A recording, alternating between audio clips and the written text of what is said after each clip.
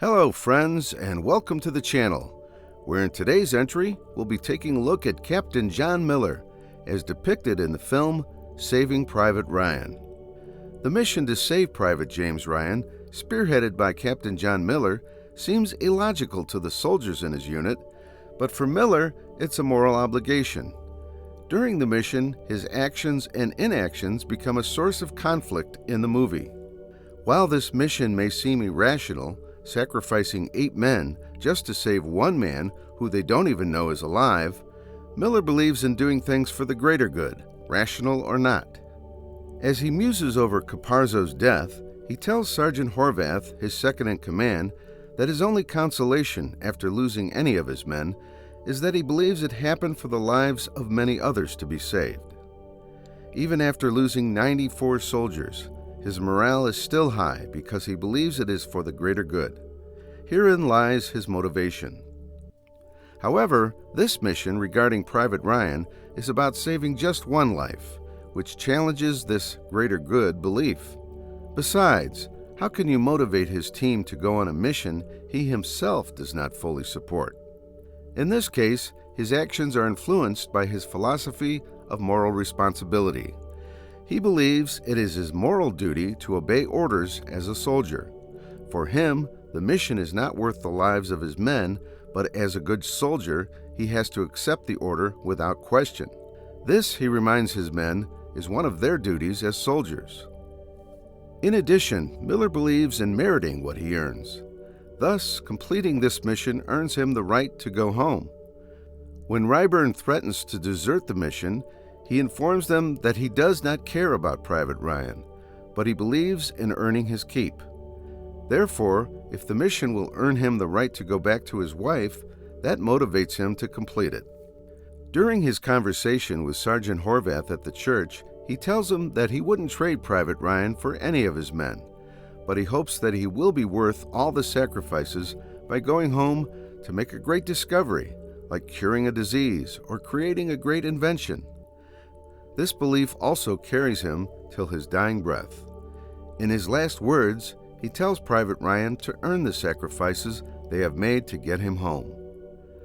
Miller believes in doing the right thing at all times. This reflects in his actions even amid chaos. Against the better judgment of his men, he pushes to neutralize the machine gun to save other soldiers, even though it is not part of their mission. Even with the rage he feels on account of Wade's death, he releases the German soldier, Steamboat Willie, instead of executing him. In his own words, "I just know that every man I kill, the farther away from home I feel." Furthermore, Miller has a positive outlook on life. It is this positivity he employs in leading the unit in all their missions. He also tries to make this rub off on his soldiers. After informing Upham that he is going to be the unit's interpreter, in fear, Upham tells him that he has never been in combat, that he is a mere interpreter who has never held a gun. Miller encourages him to look at the brighter side of things. Miller is an enigmatic character. He is hard to read because he is reserved and insular. Unlike some of his men, he doesn't share much about himself or his background. Upham tries several times to know where he is from, but he doesn't succeed. When Private Ryan shares the story about his dead brother Dan, one of the soldiers who died during the war, he tries to get Miller to complete a story about his wife, just to bond with him. But Miller declines to share because he says he has saved the story for his own personal consumption. Miller's character is indeed elusive, but there are some character traits that he exhibits that shine through: selflessness and compassion. With all the chaos going on during the Omaha Beach mission and the series of gunshots from the snipers from every side, he still tries to take care of his men. At the risk of his own life, he saves an injured soldier from drowning. The grateful soldier thanks him, but he is killed by a bullet immediately after that. This, however, doesn't deter him, as he also does this for Briggs.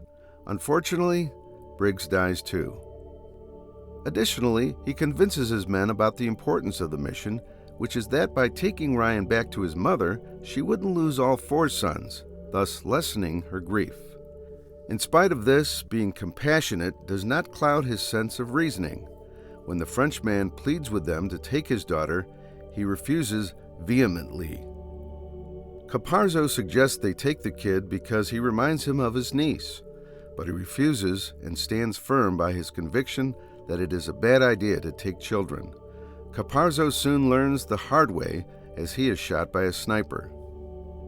Loyalty is the quality of a good soldier, and Miller displays exceptional loyalty to his duties even when it seems irrational.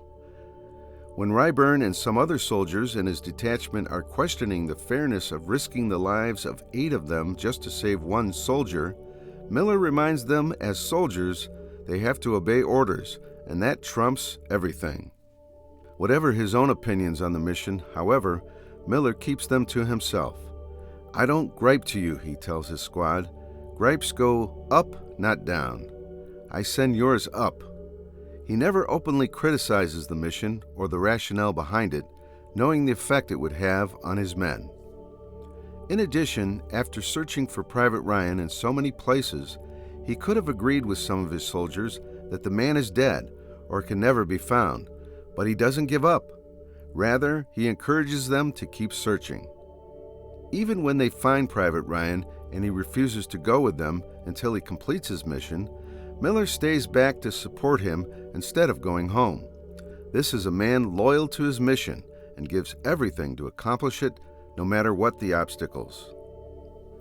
Miller is tenacious, pressing on with the mission despite the toll that the war has taken on his body and mind, which causes his hands to involuntarily shake. The culmination of this is seen after Wade's death, and the scene when he hides himself and drowns in his sorrows over the loss of another one of his men. This is another example of Miller not wanting to appear vulnerable in front of his men, combined with how he does not share personal details of his life with them. Here, he makes an effort not to be seen before he lets his emotions loose. As a leader, Miller is confident and self-motivated.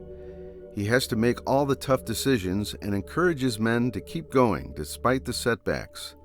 The chaotic encounter at Omaha Beach, which has led to the death of many soldiers, would have discouraged anybody, but Miller successfully commandeered his men's movement out of the beach despite his civilian background as an English school teacher. Judging by his outstanding combat skills, it is difficult to believe he is a mere school teacher. He succeeds in neutralizing the snipers at Omaha Beach and even takes away 20 prisoners. His improvisation skills are unmatched. While planning to defend the bridge and seeing that the enemy might be better equipped, he comes up with the idea of making a sticky bomb to knock off the tracks of their tanks. Other soldiers have never heard about such a combat tool. Consequently, these strategic thinking skills have earned him the respect and recognition of his superiors.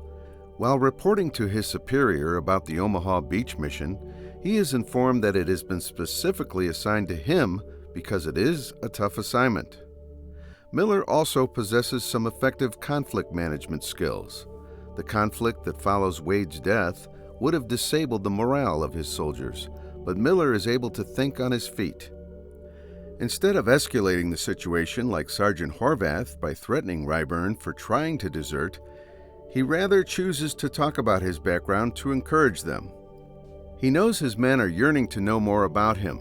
By telling them about his background as a school teacher and a baseball team coach at that point in time, he succeeds in getting the situation under control.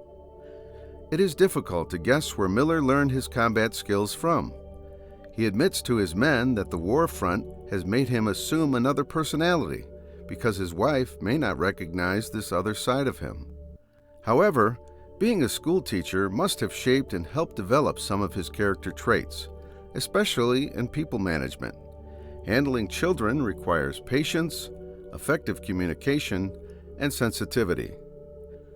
These qualities he employs during the mission by communicating effectively with his men.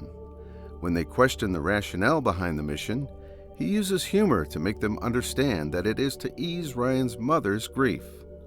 Also, being a baseball coach must have helped develop his team leadership skills.